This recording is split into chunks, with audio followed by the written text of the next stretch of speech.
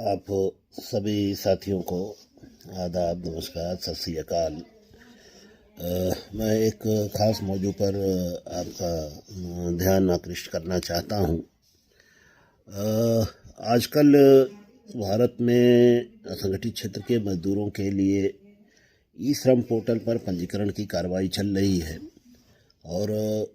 26 अगस्त 2021 को ई श्रम पोर्टल भारत सरकार के श्रम मंत्री जी ने लॉन्च किया था और तकरीबन आज के दिन अगर हम बात करें तो 8 करोड़ से ज़्यादा मजदूरों का पंजीकरण इस पोर्टल पर हो चुका है। साथियों, सबसे पहली बात मैं जो आपके साथ शेयर करना चाहता हूँ कि असंगठित क्षेत्र क्या है, असंगठित क्षेत्र के मजदूर कौन मजदूर हैं। तो सबसे पहली बात कि असंगठित क्षेत्र के मजदूर वो मजदूर हैं कि जिनका पीएफ न कटता हो, जिनका ईएसआई न कटता हो, और सामान्य तौर से बात करें तो जिनका जो इनकम टैक्स न पेड करते हों,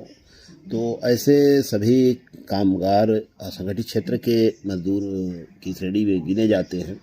और इसमें भारत सरकार ने 156 तरह के कार्यों को चिन्हित किया है और मुख्य रूप से अगर मैं बात करूं तो जैसे कृषि मजदूर हैं, मनरेगा के मजदूर हैं, बुनकर हैं, रिक्शे वाले हैं, फेरी वाले हैं, ठेले लगाने वाले हैं, गाड़ियों पर चलने वाले जैसे टैक्सियों को चलाने वाले हैं, या उनमें जो क्लीनर हैं या प्रेस करने वाले हैं, मोची हैं, इस तरह के जो भी कार्य आपको समाज में दिखते हैं जो कि डेली कमाने, एक तरह से देसी भाषा में कहें कि डेली कमाने खाने वाले जो लोग हैं उसको सामान्य तौर पर हम असंगठित क्षेत्र के श्रमिक के रूप में जो है ये मान सकते हैं। अब प्रश्न ये है कि बहुत सारे लोग ये कहते हैं कि पंजीकरण क्यों कराएं। मैं पहले दिन से इस बात को कहते आया हूं कि असंगठित क्षेत्र के मजदूरों का जो ये डेटा भारत सरकार के माध्यम से संकलित किया जा रहा है, आने वाले दिनों में भारत के इतिहास में हम एक क्रांतिकारी परिवर्तन का ये कारण बनेगा। क्योंकि अभी तक असंगठित मजदूरों से संबंधित कोई ऐसा प्लेटफार्म नहीं था, जहां ऐसा कोई फोरम नहीं था, कोई ऐसा डेटा नहीं था कि जिसके आधार पर उनके लिए नीतियों का निर्धारण किया जा सके, उनके लिए नीतियां बनाई जा सकें और उनके बारे में विभिन्न तरह की, अगर जैसे ट्रेड यूनियंस के हवाले से बात करें या इवन पॉलिटिकल पार्टियों के नज़रिए से बात करें, तो उनके लिए कोई किसी तरह की डिमांड करना, किस तरह की मांग करना कि उसके लिए कोई आधार उपलब्ध नहीं था। इस डेटा के कलेक्शन के बाद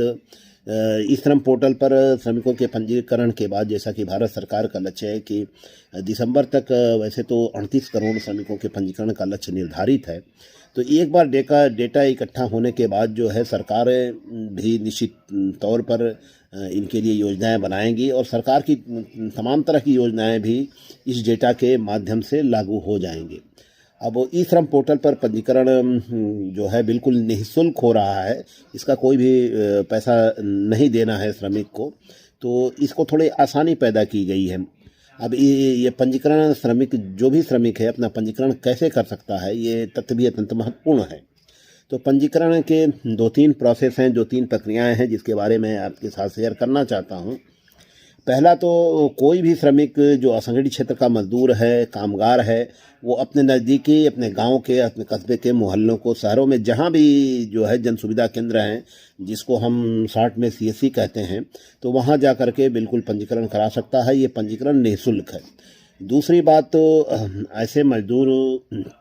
जो जिनके पास आजकल ज़्यादातर लोग स्मार्टफोन इस्तेमाल करते हैं, तो अपने फ़ोन के माध्यम से भी वो या अपने लैपटॉप के माध्यम से भी अपना पंजीकरण कर सकते हैं। उत्तर प्रदेश की अगर बात करें तो उत्तर प्रदेश के श्रम कार्यालयों में भी जो मजदूर जा कर के अपना पंजीकरण कराना चाहें वो पंजीकरण करा सकते हैं। अब इसमें ध्यान, पंजीकरण के पूर्व आपको क्या चीज़ें ध्यान देने योग्य है मजदूर साथियों को, मेरे भाइयों बहनों को, उसके बारे में थोड़ी सी बात करना चाहूँगा। देखिए, पंजीकरण के लिए जो तो अभिलेख या जो ज़रूरी चीज़ें हैं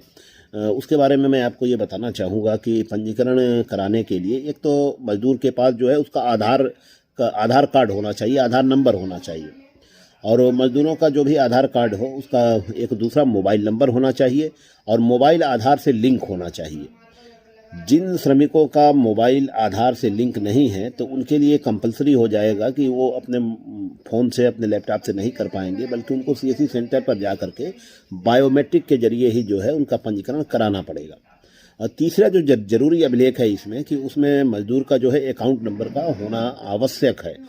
इस प्रकार ये 3 जरूरी चीज़ें हैं, एक तो आधार कार्ड, दूसरा मोबाइल नंबर और तीसरा जो है अकाउंट नंबर, IFSC कोड सहित ये हर मजदूर के पास होना चाहिए उसमें पंजीकरण के लिए। उत्तर प्रदेश में अगर आज के दिन की हम बात करें तो 1,47,00,000 से ज़्यादा मजदूरों का हम पंजीकरण कर चुके हैं और तकरीबन 3 लाख से ज़्यादा श्रमिकों का प्रतिदिन पंजीकरण कर रहे हैं और आने वाले दिनों में हमारी ये कोशिश है कि इस संख्या को और बढ़ाया जाए। और उत्तर प्रदेश के 75 जिलों में श्रम विभाग के साथ साथ विभिन्न विभागों के अधिकारी, सामाजिक कार्यकर्ता, ट्रेड यूनियंस के पदाधिकारी, तमाम लोग इसमें लगे हुए हैं और हर जिले में जनपद के जिलाधिकारी, मुख्य विकास अधिकारी के माध्यम से इसकी प्रभावित समीक्षा भी की जा रही है। स्टेट लेवल की बात करें तो स्टेट लेवल पर चीफ सेक्रेटरी साहब की अध्यक्षता में जो है स्टेट मॉनिटरिंग कमेटी है, उसके द्वारा भी इसकी गहन समीक्षा की जा रही है। उत्तर प्रदेश में जो है हमारा ये जो है व्यापक रूप से हम कोशिश कर रहे हैं कि सुबह के टाइम, रात के टाइम जब भी मिले कैंप लगा करके जगह जगह पर जो है श्रमिकों के पंजीकरण किया जाए। आप जहाँ के भी हों, जिस जनपद के हों, जिन मोहल्ले के हों, आप एक तो हेल्पलाइन नंबर है 14434 को अगर इससे संबंधित कोई समस्या हो तो हेल्पलाइन नंबर पर भी अपनी आप बात कह सकते हैं। फिर भी मैं आप सभी से ये कहना चाहूँगा कि स्थानीय श्रम कार्यालयों में कहीं कैंप लगवाना हो तो श्रम कार्यालय या जनपद के डिस्ट्रिक्ट मैनेजर से आप बात कर सकते हैं। तो आपके गांव में, आपके मोहल्लों में कैंप लगाकर भी ये पंजीकरण हो रहा है। मैं चूँकि बात लंबी हो चुकी है तो एक बार मैं आप सभी से, ख़ास तौर से जो हमारे विभाग के अधिकारी तो अपनी तरीके से मेहनत कर रहे हैं, कोशिश कर रहे हैं, लेकिन ख़ास तौर से मैं जो हमारे सामाजिक कार्यकर्ता हैं, हमारे राजनीतिक कार्यकर्ता हैं, जो जागरूक लोग हैं, उनसे ये मेरी गुजारिश है कि असंगठित क्षेत्र के श्रमिकों को जहाँ भी हो, जिस मोहल्ले में भी हो, गांव में जहाँ भी हो, आप 2 लोग, 4 लोग, 10 लोगों का पंजीकरण कराने के लिए उनको जागरूक करिए, क्योंकि आने वाले दिनों में ये पंजीकरण मजदूरों के बहुत ही काम आने वाला है।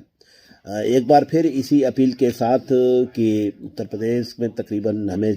6,66,07,000 लोगों का हमारा टारगेट है, इतने लोगों को हमें पंजीकरण करना है। तो मुझे उम्मीद है कि आप सभी के सहयोग से उत्तर प्रदेश असंगठित कर्मकार सामाजिक सुरक्षा बोर्ड, जिसका कार्यालय इंदिरा भवन लखनऊ में है, तो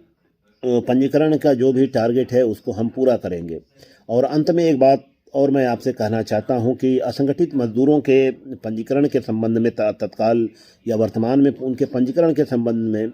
आपका कोई सुझाव हो, कोई सलाह हो तो बेझिझक जो है आप हमारे साथ शेयर करिए। आपके अनुभवों का भी हमें लाभ मिलेगा और अल्टीमेटली जो गोल है हमारा कि असंगठित मजदूरों को एक